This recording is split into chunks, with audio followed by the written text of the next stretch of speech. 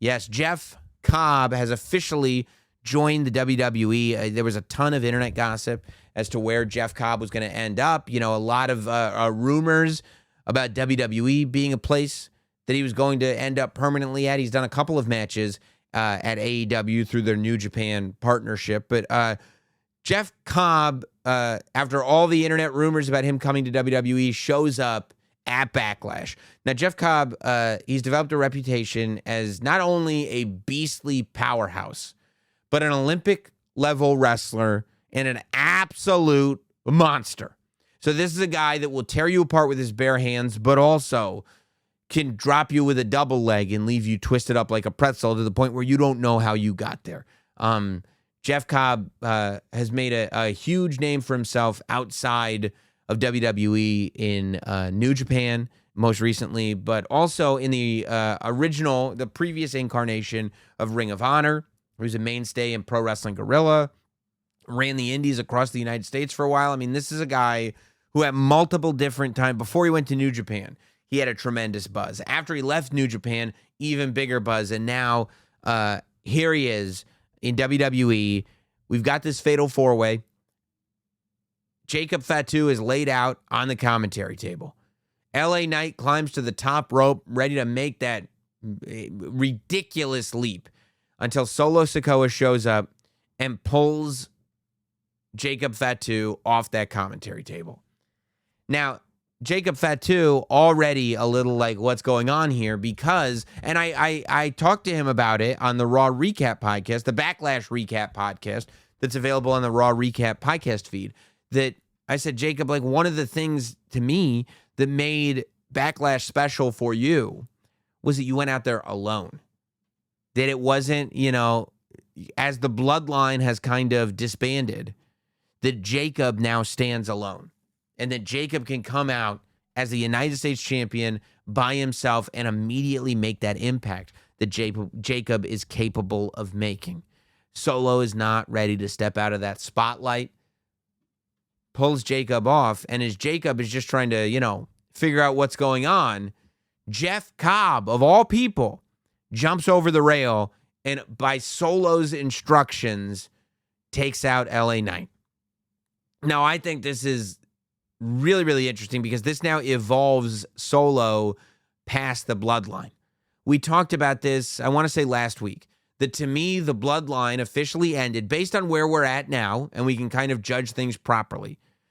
The Bloodline ended on January 6th, 2025.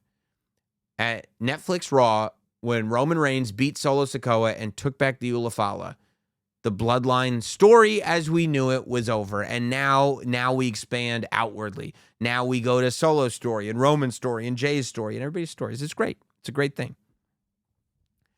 I think that Jeff Cobb coming in and being Solo's new soldier, that instead, and maybe they still will, I don't know how they're going to play it, but instead of going like, okay, we can make this connection, like when the Tongans came in, it was like, okay, they are extended members of the Bloodline family. These are the sons of Haku, who teamed with Jacob's father, the Tonga Kid, and formed the Islanders.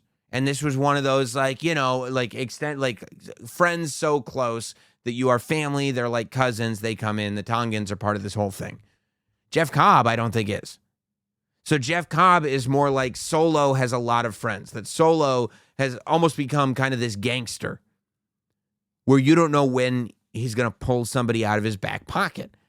So Jacob wins the match, but is pissed. He's pissed looking down at Solo, and he's pissed looking down at Jeff Cobb, and he's not even really acknowledging whether or not he knows Jeff Cobb. We know he knows Jeff Cobb. He's wrestled Jeff Cobb before in the independents, but that connection isn't acknowledged. He's just not happy because he said that the plan was what he's always done. He's going to do it on his own, all gas, no brakes, dog walking, all three guys, yada da mean, the whole deal.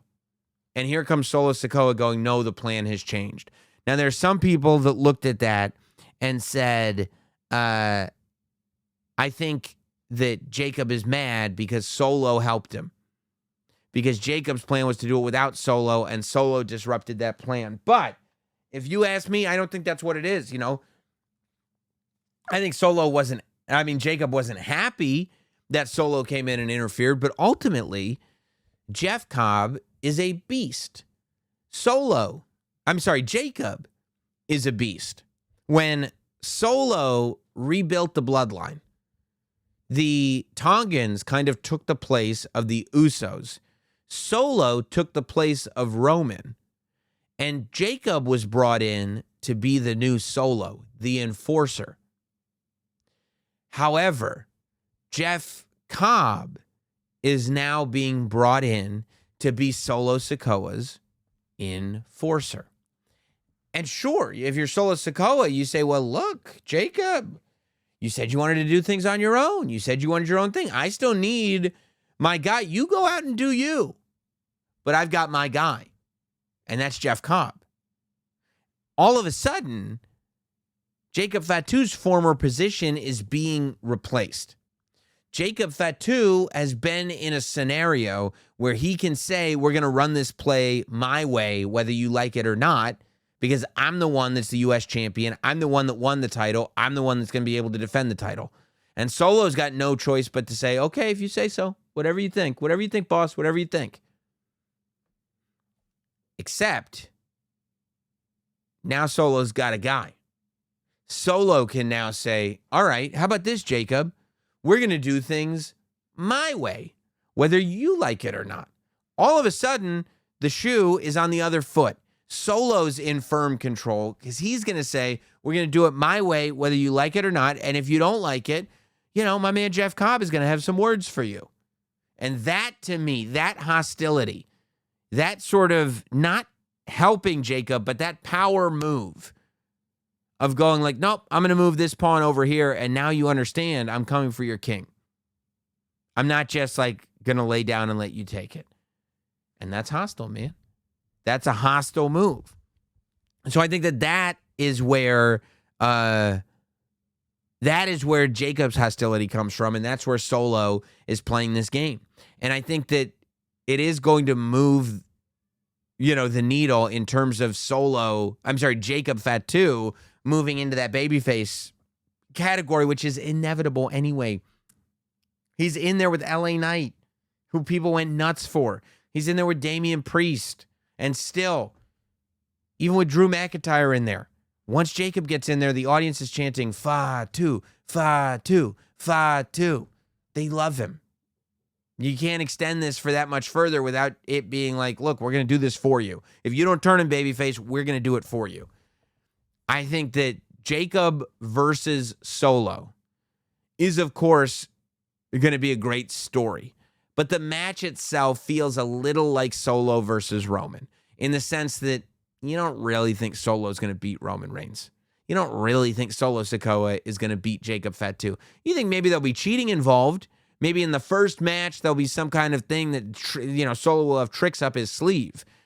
But I think ultimately what you've got now is the chance to let Solo continue to be the boy king. Because Solo was looked at the way Jacob Fatu is looked at. Solo was looked at as this guy. I mean, Solo beat John Cena with multiple spikes. Solo was that monster. Solo was that guy who we said is going to be a problem for Roman Reigns at some point. And then his character kind of shifted and evolved into this boy king character, which, by the way, Solo does fantastically, but it's a different character. Physically, that threat is not the same as he was when he was the enforcer who didn't say anything. It's a different thing.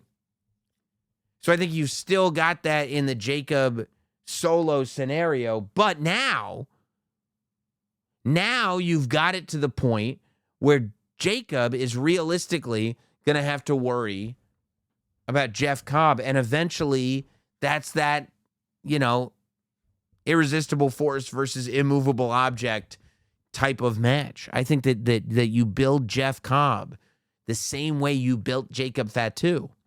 And you're going to get to a place where people are begging for it to see Jeff Cobb and Jacob Fatu in a WWE ring and just watch these two guys tear each other apart. And I think that's going to be big when it happens for Jacob Fatu.